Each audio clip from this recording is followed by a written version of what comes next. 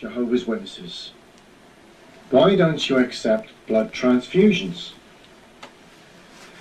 I printed this page off their official website because I wanted to share it on YouTube.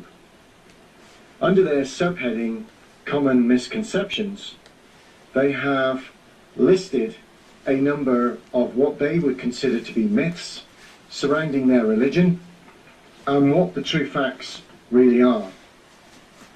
You can look at these for yourself on jw.org. But as I go down this page, there's one that reads in such a way that I nearly fell off my chair. And it's this one. Myth. Many witnesses, including children, die each year as a result of refusing blood transfusions. Fact. The statement is totally unfounded. Let me read that again.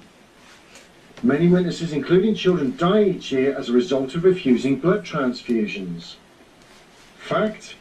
This statement is totally unfounded.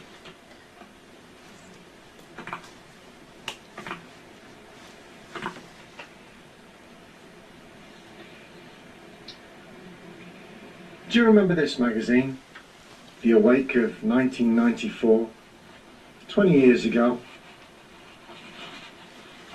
The society, the same religion that is now showing that this statement is totally unfounded, that Jehovah's Witnesses, including children, die each year as a result of refusing blood transfusions. 20 years ago, they proudly put on the front cover of one of their awakes, youths who put God first.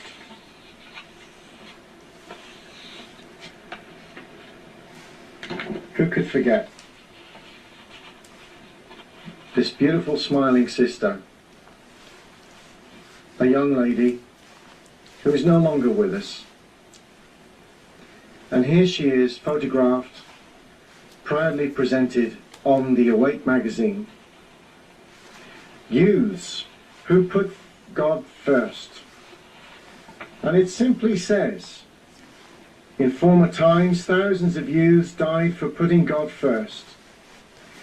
They are still doing it. Only today, the drama is played out in hospitals and courtrooms with blood transfusions, the issue. The drama is played out in hospitals and courtrooms with transfusions being the issue. They describe the death of this woman, this young lady, and those like her, these children here, as being in a drama. I find that very, very disturbing. Indeed. But what makes it worse is that that particular Awake magazine, things that they printed 20 years ago, is in complete contradiction to what they're saying now. This statement is totally unfounded, that children are dying as a result of refusing blood transfusions. I go back to this dear sister. I go back to thinking about her family, thinking about those relatives that would have mourned her passing because she refused a blood transfusion. I go back to these other families, that they too would have mourned and missed their child terribly as a result of following through with refusing a blood transfusion. And as the society calls it, they were caught up in this drama of losing their lives, a drama. And yet they're now saying that it's totally unfounded. How dare you?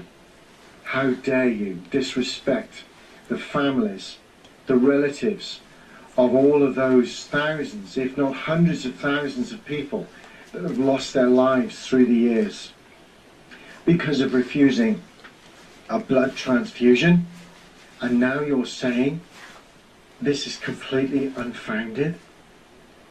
How dare you, Watchtower Bible and Tract Society, treat your followers, those that have died in faith, in such a way? You have completely disregarded the amount of people that have died as a result of this blood dogma. How do you think they're going to feel when they read jw.org today and read that it's completely unfounded that youths were putting God first back then? How dare you?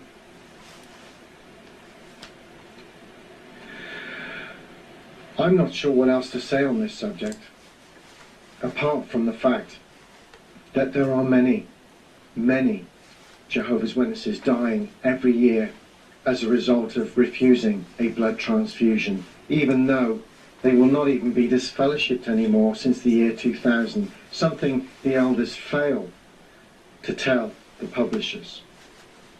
How dare you even comprehend, even try to get through to people that this is unfounded? Even the most zealous Jehovah's Witness apologetic would have to agree with me that many witnesses have and are dying from a lack of blood transfusions to this day. I dare any Jehovah's Witness to tell me that they are not dying today. This is a totally disgraceful lie, and one that should be shared on YouTube to your utter, utter shame.